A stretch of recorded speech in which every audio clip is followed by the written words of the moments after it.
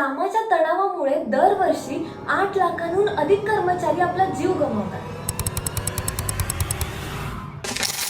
आंतरराष्ट्रीय कामगार संघटनेच्या 2026च्या अहवालानुसार कामाच्या तणावामुळे दरवर्षी 8 लाखांपेक्षा अधिक कर्मचाऱ्यांचा मृत्यू होतो, अशी धक्कादायक माहिती समोर आलेली आहे. कामाचा अतिरिक्त ताण, नोकरीची असुरक्षितता, वाढलेला कामाचा भार, कामाच्या ठिकाणी होणारा मानसिक छळ, जास्त काम कमी मोबदला आणि सतत नोकरी जाण्याची भीती या सगळ्या गोष्टींमुळे सायकोसोशल रिस्क निर्माण होते आणि त्याचा थेट परिणाम कर्मचाऱ्यांच्या शारीरिक आणि मानसिक आरोग्यावर होतो.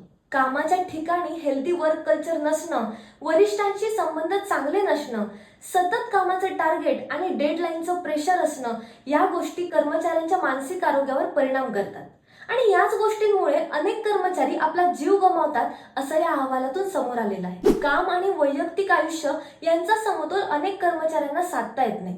कर्मचारी सतत कामाच्या ओझ्याखाली दबलेले असतात. या सगळ्या गोष्टींचा परिणाम फक्त त्या कर्मचाऱ्यावरच होत नाही, तर त्यांच्या कुटुंबावर, समाजावर आणि अर्थव्यवस्थेवर देखील होत असतो.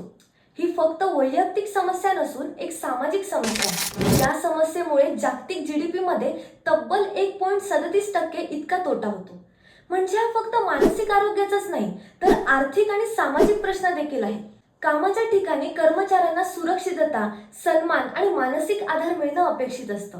पण त्याच कामातून जर भीती, ताण आणि मृत्यू मिळत असेल, तर हा प्रश्न फक्त कर्मचाऱ्यांचाच नाही, तर संपूर्ण सामाजिक आणि आर्थिक व्यवस्थेचा आहे. याच वर्क कल्चर विषयी तुम्हाला काय वाटतं?